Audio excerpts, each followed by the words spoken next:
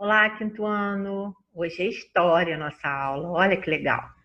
Então, essa aula de história continua falando sobre o que a gente já falou da outra aula, que é sobre o ciclo do ouro. E é uma parte muito interessante da nossa história e que a gente sempre tem que conhecer. Até porque saber por que Ouro Preto é Ouro Preto, qual era o primeiro nome, que era Vila Rica, enfim. Eu já contei um pouquinho na outra aula, já falei sobre o ciclo do ouro, né? E essa folhinha é para a gente colocar em prática aquilo que a gente aprendeu. Mas estou dando uma colinha para vocês, porque também tem um texto que faz a gente relembrar um pouquinho também, tá? Ele fala do ciclo do ouro nesse texto, diz algumas coisas que eu não falei lá, só acho que não falei das casas de fundição, que eram os locais em que era fundido o ouro, né? Dali se saíam as pedras, eram derretidas e viravam as barras de ouro. Aqui também fala sobre o quinto, que era nosso imposto, a derrama, tudo isso a gente já comentou lá na nossa outra folhinha sobre o ciclo do ouro. Essa aqui, a primeira parte, diz assim: responda as questões a seguir, né? Utilizando o nosso material, que a gente já viu, já conversamos sobre ele. Primeira pergunta é: o que foi a corrida do ouro? Eu quero que vocês expliquem o que foi essa corrida do ouro. Qual o principal fator que influenciou a busca de metais preciosos através das bandeiras? Né? As bandeiras foram expedições para o interior do Brasil e justamente foi o que eu falei.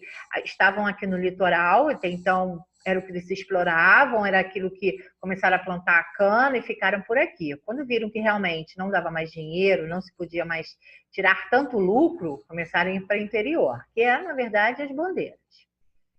Por que a Corrida do Ouro favoreceu a integração do território brasileiro? Por quê? Por que aconteceu isso? A mineração favoreceu a urbanização da região das Minas. Urbanização ajudou a criar cidades, que naquela época não eram cidades, eram as vilas, né? E dali se transformaram nas cidades. Eu quero que vocês justifiquem essa pergunta, por que vocês acham.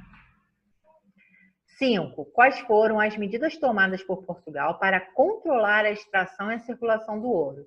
Vamos lembrar, vamos pensar, tá? Ela fez várias coisas que a gente não concordava muito. Então, pensem sobre isso, né?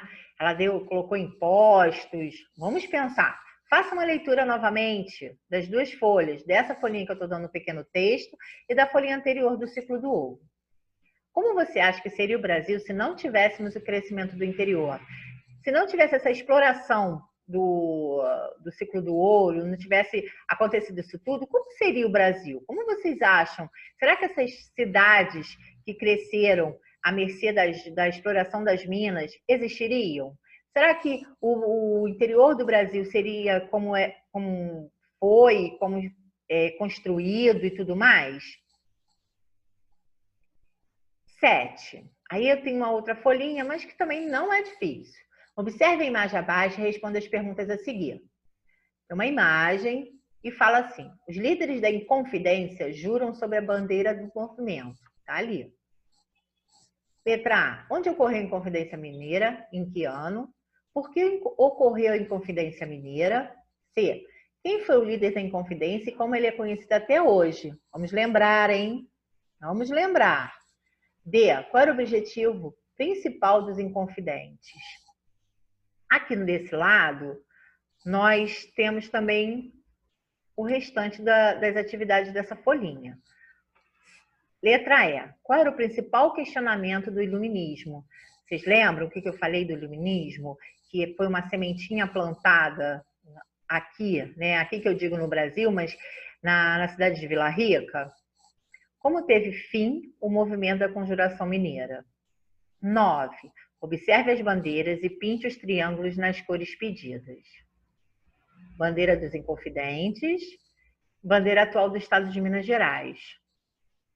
E aqui tem o dizer, né? Liberdade antes que tardia. Atualmente, o triângulo é vermelho, representando o tempo de revoltas e lutas do povo mineiro. Na sua opinião, por que a primeira bandeira tinha o verde como cor destacada? Por que que na primeira bandeira era o verde e hoje em dia é o vermelho? Ela já explicou por que que é o vermelho, né? O vermelho representa o tempo de revoltas e lutas desse povo. E por que que antes era o verde? Então, quinto ano, é uma folhinha de fixação do nosso conteúdo, que foi o ciclo do ouro. Prestem atenção, retornem à primeira folhinha, se for o caso, e leiam com muita calma esse texto que já foi falado, né? Aqui é um pequeno resumo do que eu já dei anteriormente. Façam com calma, prestem bem atenção, lembrando que início de frase é letra maiúscula. E beijos, até a próxima!